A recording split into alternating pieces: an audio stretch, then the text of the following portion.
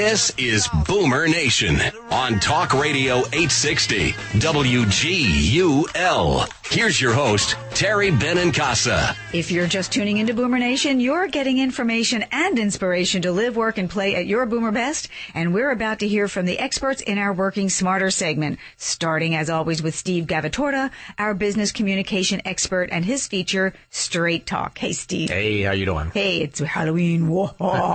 So you've been teaching us how to adapt our behavioral style to that of others.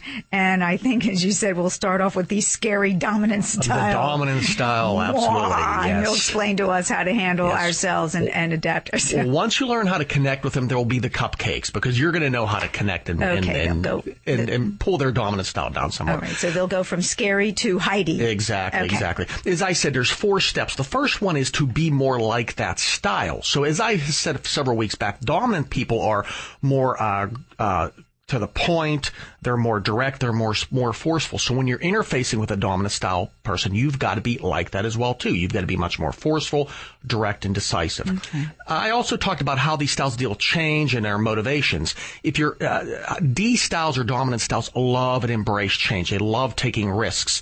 So what you want to do is play to that factor and make them feel comfortable about making a change or doing something new, and that will drive their motivations. Present it like that. Absolutely. Present it like, let's make a change, let's do something new, and now you've got their attention. Exactly. Okay. And they're motivated by challenges, so if you can challenge them, you're going to better connect with them and in turn communicate with them.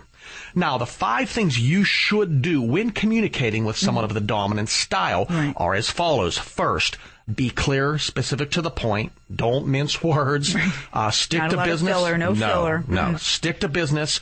Provide facts and figures. Not emotions. Nope. Be prepared. They do not want to waste time, so you've got to be prepared. And lastly, provide alternative solutions to them. There's 2 reasons for that. One is they are decision makers, and they want the feeling of being able to be the person that made the decision. So if you give them alternative solutions, they can in turn select the one they like that keeps them in control, so to speak. They're in control. Sure. Right. And the other reason why is they're fast-paced, fast-moving. If you don't provide them what they want in one solution, you may not get a second chance to present another one. Right. So you always give them 2 shots. Okay. Now, 3 things you should not do in interfacing with the dominant styles. Don't talk about things that aren't relevant to the topic. Do not leave loopholes or cloudy issues. And lastly, do not appear disorganized or messy or again, not organized. Right. And going back to the idea of not invoking feelings, not invoking people's emotions, not invoking things like, oh, gee, your staff will just love this. It just might not. It'll fall possibly on deaf ears. Exactly. And I'm not suggesting that people of the dominant style don't care about their staff. Correct. I don't mean to say that for those of you who are dominant, but it's just it's not so much, it's a popularity contest. It's more, tell me what's going to work. Absolutely. Show me the facts. They drive on facts. Yes. They drive on figures. They drive on what works and what's been proven, so to speak. Yes. So you're exactly right. It's not saying they don't like people. They do like people, but that's not, they will make decisions. They will move forward when the facts are right. And that ties to that dealing with change and risk, too. If their facts are right, they will be willing to make a change. If the facts are right, I'm not saying because they like change, like taking risks, that they'll do it for anything. If the facts validate what you want them to do, then they will move quickly. They're actually very good people to sell to when you give them what they need, because they're going to make that quick decision. When you make the right presentation, and that's why this is so important, especially to salespeople. Exactly. Or pretty much anyone, especially if you're a business owner and you're trying to bring in new business. Without a doubt. And managing people, too. So which style next week? The influencing style. All the right. high I. How to adapt yourself to the I. You got it. With or without, and at least next week it's not Halloween anymore, so that's good. All right.